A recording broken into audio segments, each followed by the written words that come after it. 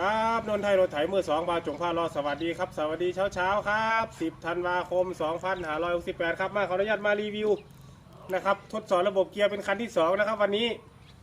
ว่าโดยเครื่อง12แรงครับRT 120ครับนี่12แรงเด้อตัวนี้เป็นโครงลิงลมสายฟ้าสายฟ้ารุ่นใหม่นะครับ ZR เด้อสายฟ้า ZR เดี๋ยวแจ้งราคาก่อนนะครับก่อนสตาร์ทตัวนี้พร้อมขายที่ 23,500 บาทครับเฉพาะหัวนะครับโค้งนี่ขายได้ในราคา 11,000 บาทครับโค้งแน่นโค้งเป็นโค้งลิงลม ZR รุ่นล่าสุดแล้วครับนี่โค้งสายฟ้าไฮเทค ZR ครับกับรอยเศร้าครับมาฟังเสียงครับอย่างนั้นผมขายราคานี่เนาะไปฟังเสียงกันเลย